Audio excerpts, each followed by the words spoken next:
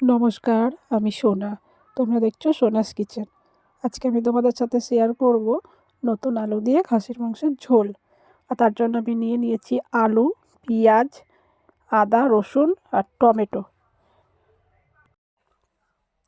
মাংসগুলোকে আমি পরিষ্কার করে ধুয়ে নিয়েছি। আজকের মাংসটা আমি একটু অন্য রকমভাবে রান্না করব। আর তার জন্য আমি মাংসটাকে সবার প্রথমে একটু সিদ্ধ করে নেব। তার জন্য আমি প্রেসার কুকার নিয়েছি। প্রেসার কুকারে আমি এক এক করে সমস্ত মাংসটাকে দিয়ে দেব।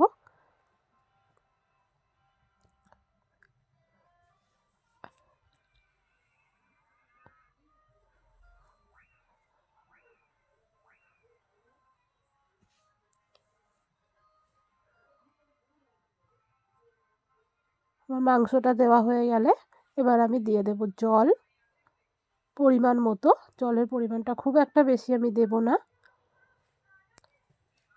এরপর তাতে আমি দিয়ে দেব হলুদ,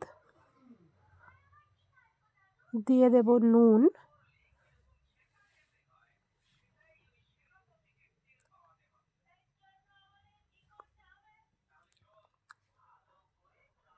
এবার আমি এটাকে একটু সিটি মেরে নেব। শুকনো লঙ্কাটা আমি গরম জলে ভিজিয়ে রেখেছি। কড়াইটা আমি বসিয়ে দিয়েছি। কড়াইটা গরম হয়ে গেছে। এতে আমি তেল দিয়ে দিয়েছি। তেলটাও গরম হয়ে গেছে। এতে আমি আস্তে আস্তে পেঁয়াজগুলো ছেড়ে দেব। পেঁয়াজগুলোকে আমি ভেজে নেব।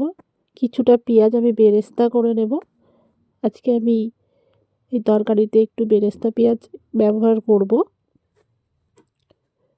তার জন্য আমি পেঁয়াজগুলোকে বেরেস্তা করে নেব খুবই অল্প পরিমাণে।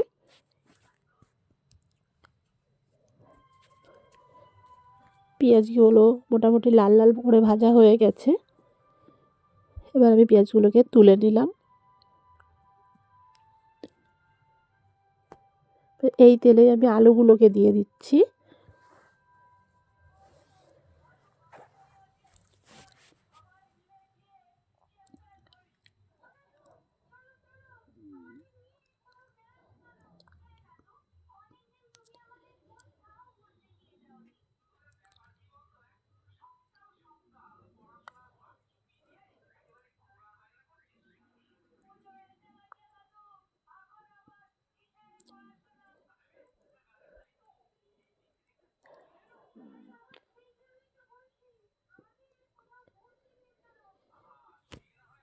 আলুতে আমি দিয়ে দেব হলুদ, নুন, সব কিছুই আমি পরিমাণ মতোই দেব। দিয়ে আলুগুলোকে আমি একটু লাল লাল করে ভেজে তুলে নেব।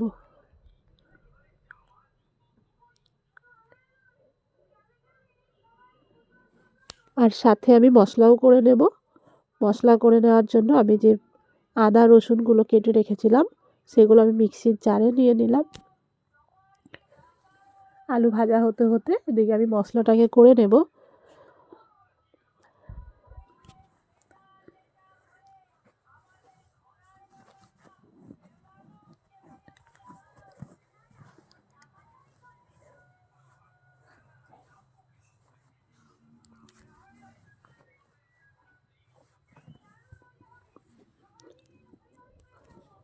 এতে আমি ওই গরম জলে ভিজিয়ে রাখা শুকনো লঙ্কাগুলোও দিয়ে দেব।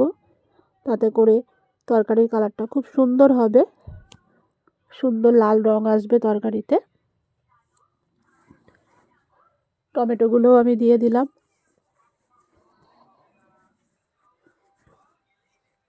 দিয়ে দিলাম পরিমাণ মতো জল।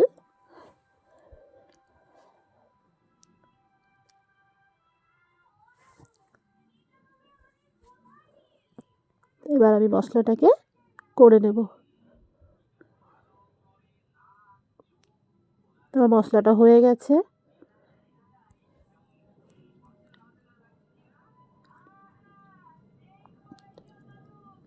এদিকে আমার আলু ভাজাটাও হয়ে গেছে। আলুগুলো আমি একটু ভালো করে নাড়িয়ে নিয়ে এবার আমি তুলে নেব।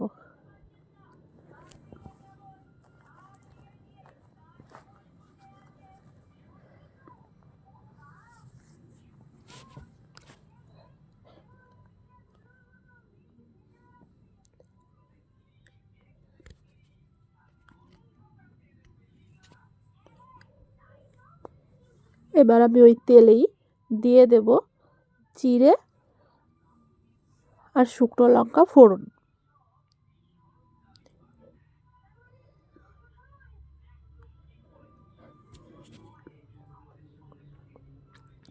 জিরে ফোড়নটা একটু ভাজা হলে আমি ওতে দিয়ে দেব বাকি যে পেঁয়াজ কুচিগুলো আমার বেঁচে আছে সেগুলো।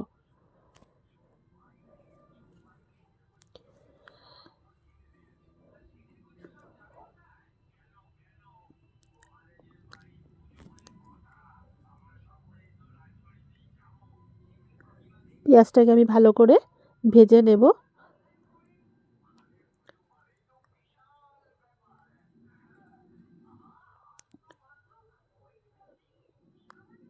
পেঁয়াজগুলো ভাজা হয়ে গেছে। এদিকে আমি মাংসটা যে সিদ্ধ করে নিয়েছিলাম সেটা আমি জল ঝরিয়ে নিয়েছি, মাংসটাকে আলাদা করে রেখেছি এবং মাংসের যে জলটা ছিল সেই জলটাকে আমি আলাদা করে রেখেছি। মশলা কষানোর সময় এই জলটা আমি ব্যবহার করব। তো পেঁয়াজটা আমার মোটামুটি ভাজা হয়ে গেছে। আমি আর একটু ভেজে এতে আমি মশলা অ্যাড করব।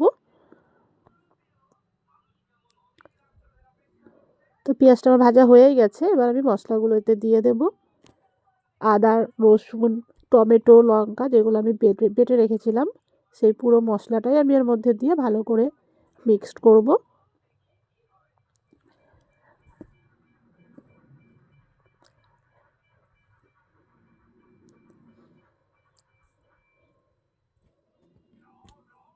এবার আমি এতে এক এক করে সব মশলাই আমি অ্যাড করে দেব। এতে আমি দিয়ে দেব নুন পরিমাণ মতো। যেহেতু আগেও আমি মাংস সিদ্ধতে নুন দিয়েছিলাম তাই সেই পরিমাণ মতোই আমি নুনটা দেব। আমি দিয়ে দিলাম ধনের গুঁড়ো ছোট চামচের 2 চামচ, দিয়ে দিচ্ছি জিরের গুঁড়ো সেটাও ছোট চামচের 2 চামচ। এবার আমি দিয়ে দেব এতে হলুদ, দিয়ে আমি মশলাটাকে খুব সুন্দর করে মিক্সড করব। আঁচ আমি লো ফ্লেমেই রাখবো। খুব বেশি আগুনে মশলাটাকে যদি আমি কষাই তাহলে মশলাটা পুড়ে যাবে। তো মশলাটা আমার ভালো করে মিক্সড হয়ে গেছে। এতে আমি কিছু টমেটো দিয়ে দেব, কিছুটা আমি বেটে দিয়েছি আর কিছুটা আমি গোটা দিয়ে দিলাম। ভালো করে মশলার সাথে টমেটোর সাথে মিক্সড করব।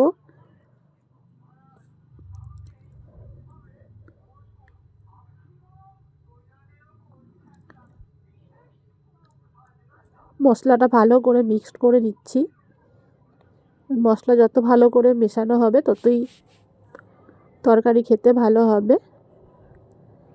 এবার এতে আমি যে পেঁয়াজটা বেরেস্তা করে রেখেছিলাম সেটাকেও পেস্ট করে নেব, কারণ সেটা আমি এর পরেই ব্যবহার করব। এতে মাংসের একটা আলাদা রকমের ফ্লেভার আসবে।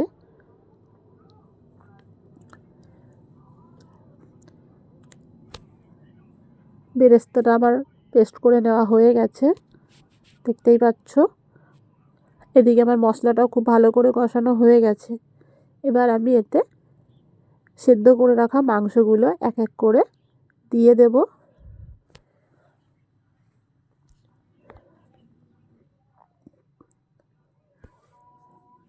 মাংসগুলো আমার দেওয়া হয়ে গেছে। এবার মাংসগুলোকে আমি খুব সুন্দর করে মিশিয়ে নেব।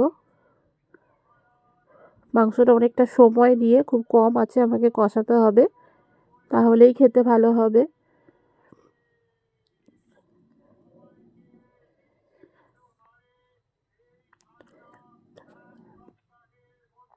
এবার এতে আমি আলুগুলো দিয়ে দেব।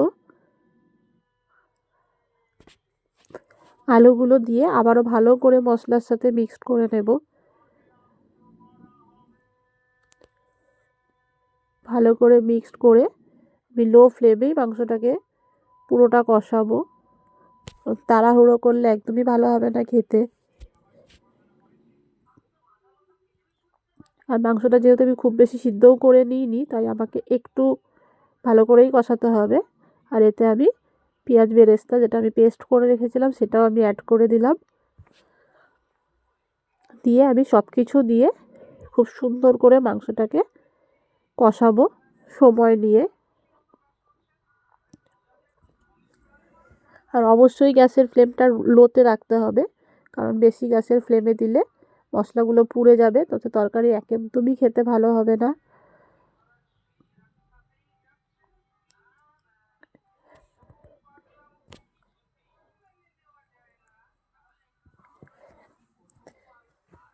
আমি লো ফ্লেমেই মাংসটাকে পুরোপুরি কষাচ্ছি।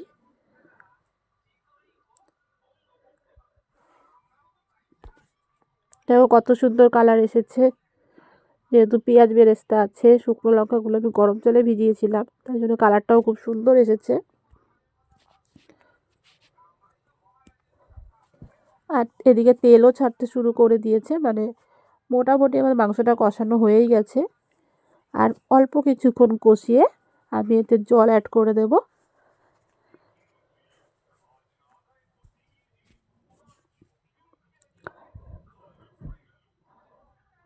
জলটা আমি যেরকম ঝোল রাখবো সেই অনুযায়ী অ্যাড করব।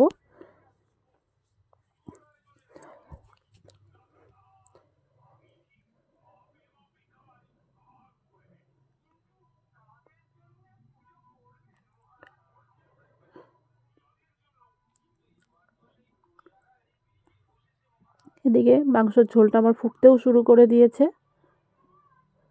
মোটামুটি হয়েই এসেছে। আর অল্প কিছুক্ষণ ফুটিয়ে আমি তরকারিটাকে নামিয়ে নেব।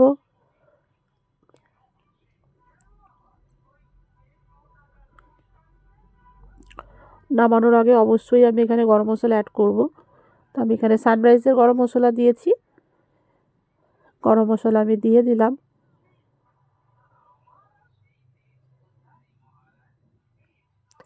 গরম মশলা দিয়ে আমি ভালো করে মিশিয়ে নেব। তো আমার রান্নাটা কমপ্লিট হয়ে গেছে।